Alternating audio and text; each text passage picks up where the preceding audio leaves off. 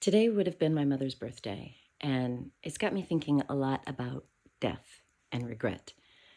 Not totally morbid, but I'm the kind of person that doesn't do well with the feeling of regret. It's like it gives me indigestion, burning in the stomach.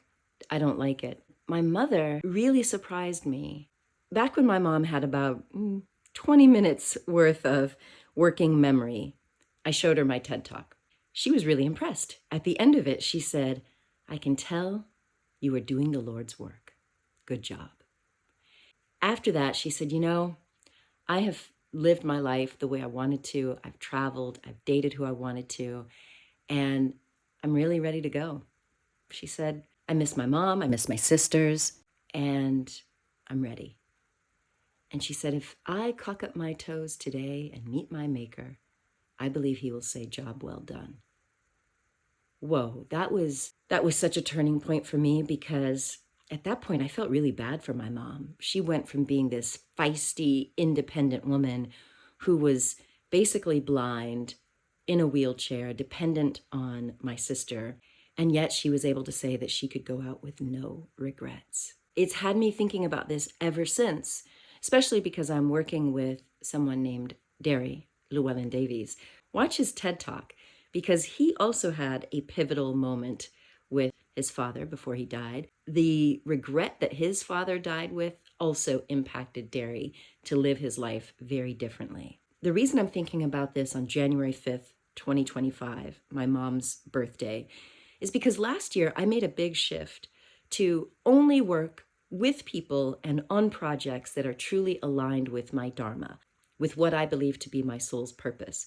Because I just started to think, okay, I'm only 54, but I don't want to live with any regrets. I don't want to die with any regrets. And I found that some of the projects that I was getting into were because they were nice to do, or because I felt flattered, or because it seemed like a smart thing to do. I'm fortunate enough to be at an age and stage where I can choose. And so it's got me also thinking about the aspects of my personality, these little defects of character. Some of them are left over from the childhood drama, that are sometimes holding me back from living in a way that I really want to live. I mean, I've healed a lot of trauma, so a lot of the codependency and that stuff is gone. But there were these little hints of perfectionism that crept back in because the stakes seemed higher. Because I said, okay, I don't want to die with regret. So it was like, choose projects wisely, get them done beautifully. But that opened the door to perfectionism.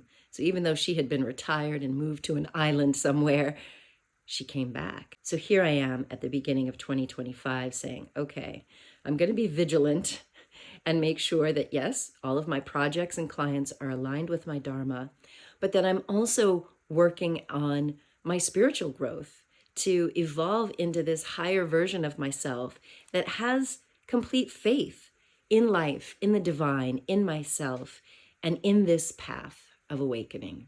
So I said it wasn't morbid, thinking about death and remembering my mom and her legacy, the good and the bad. And I wonder, if you were to die today, would you have any regrets? Are there any aspects of your personality that you keep making excuses for, justifications for, saying it's too hard to work on them? I invite you to look at that narrative, because you have the ability to consciously evolve. You can grow, you can evolve, you can change. And it's all a matter of will and tuning in to higher states of consciousness. So, you gonna join me in this or what?